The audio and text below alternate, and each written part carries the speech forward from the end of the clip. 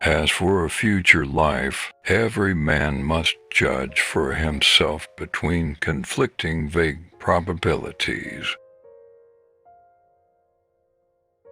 It is mere rubbish thinking that present of origin of life, one might as well think of origin of matter. Although much remains obscure, and will long remain obscure, I am convinced that natural selection has been the main, but not exclusive, means of modification. Mere chance alone would never account for so habitual and large an amount of difference as that between varieties of the same species.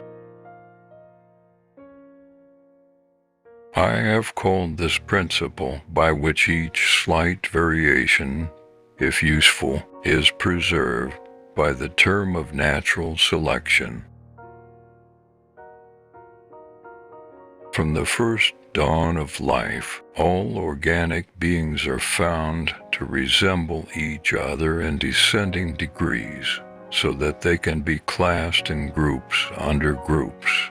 This classification is evidently not arbitrary like the grouping of stars in constellations.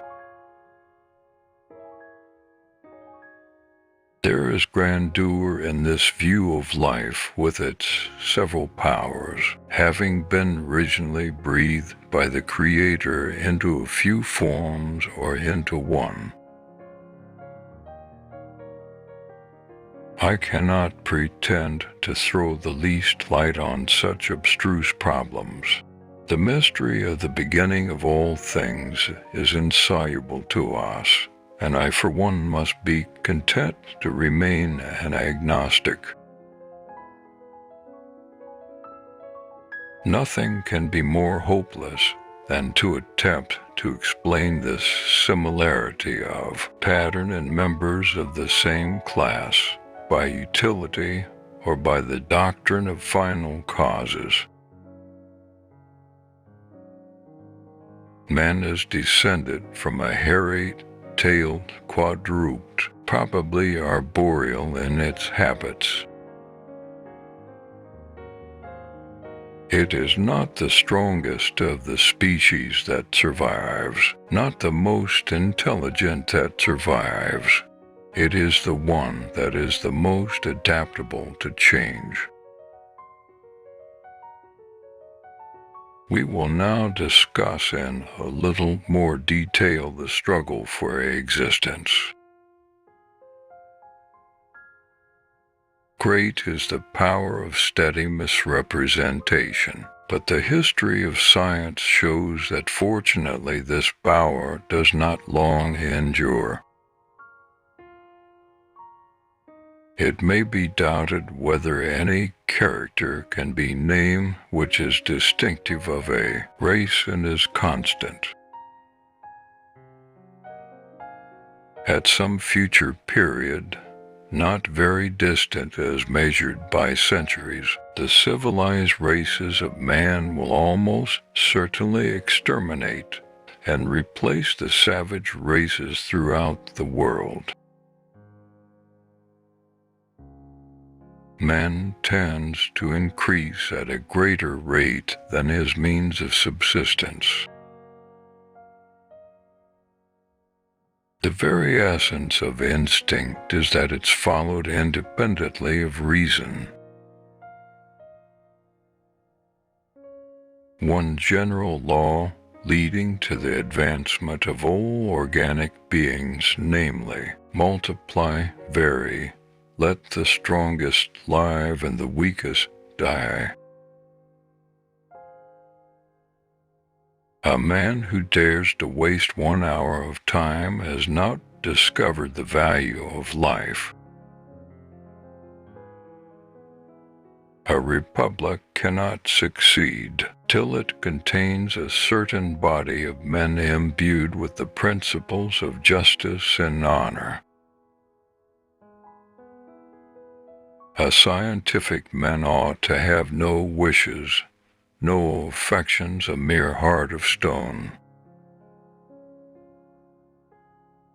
The highest stage in moral culture at which we can arrive is when we recognize that we ought to control our thoughts.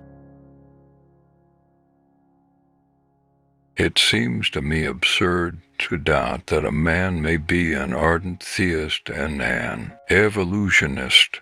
I have never been an atheist in the sense of denying the existence of a God. A man's friendships are one of the best measures of his worth. Ignorance more frequently begets confidence than does knowledge. It is those who know little, and not those who know much, who so positively assert that this or that problem will never be solved by science.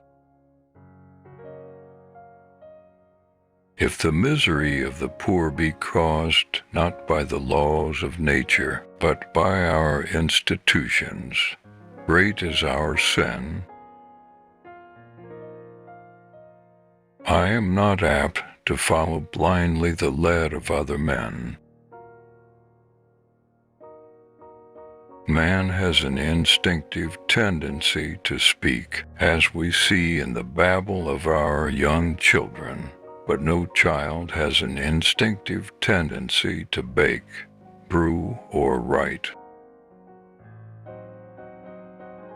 The love for all living creatures is the most noble attribute of man.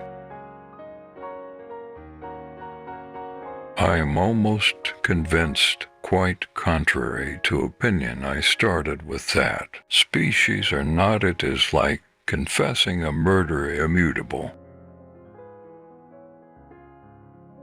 Physiological experiment on animals justifiable for real investigation, but not for mere damnable and detestable curiosity. Sympathy beyond the confines of man, that is, humanity to the lower animals, seems to be one of the latest moral acquisitions.